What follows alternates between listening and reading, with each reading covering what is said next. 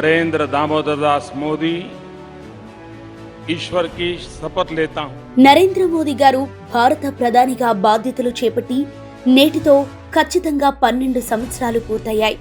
ఈ పుష్కరకాల ప్రస్థానంలో భారతదేశం సంక్షేమం, ఆర్థికం, సాంకేతికత మరియు వ్యూహాత్మక రంగాలలో ఊహించని అద్భుతాలను సృష్టించింది.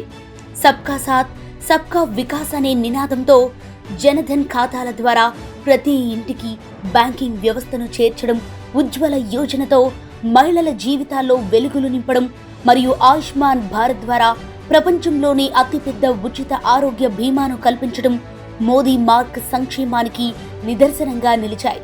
పీఎం కిసాన్ ద్వారా రైతుల అకౌంట్లోకి నేరుగా నగదు బదిలీ, పీఎం ఆవాస్ యోజనతో పేదల సొంతింటి కల నెరవేరటం వంటి విప్లవాత్మక మార్పులతో పాటు కరోనా సంక్షోభంలో 80 కోట్లకు పైగా ప్రజలకు ఉచిత రేషన్ అందించి దేశం అంత్యోదయ సంకల్పాన్ని చాటుకుంది.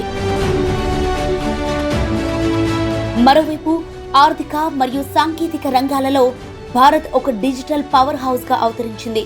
బ్రిటన్ను వెనక్కి నెట్టి ప్రపంచంలోని 5వ అతిపెద్ద ఆర్థిక వ్యవస్థగా నిలిచిన Bharat make in India, digital India ద్వారా సరికొత్త రికార్డులు సృష్టించింది.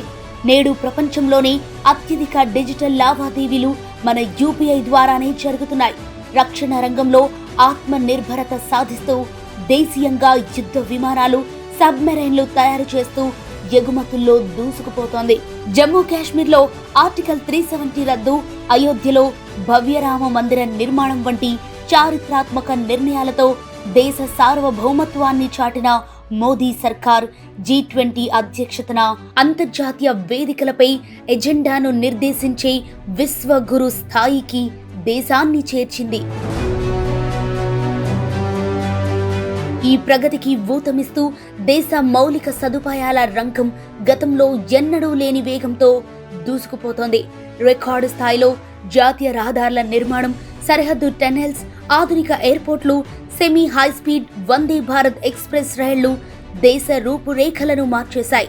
Bullet train project, green energy, 5G network విస్తరణతో పాటు అంతరిక్ష రంగంలో చంద్రయాన్ 3, ఆదిత్య L1 విజయాలతో ఇస్రో సగర్వంగా నిలిచింది. పీఎం గతిశక్తి ప్రణాళికతో అగ్రగామిగా దూసుకుపోతున్న భారతదేశం మోదీ గారి అద్భుత మార్గదర్శకత్వంలో నేడు ఒక సగర్వ వికసిత్ భారత్గా శతాబ్దపు స్వప్నాలను నిజం చేస్తూ అమృత కాలంలోకి అడుగుపెట్టింది.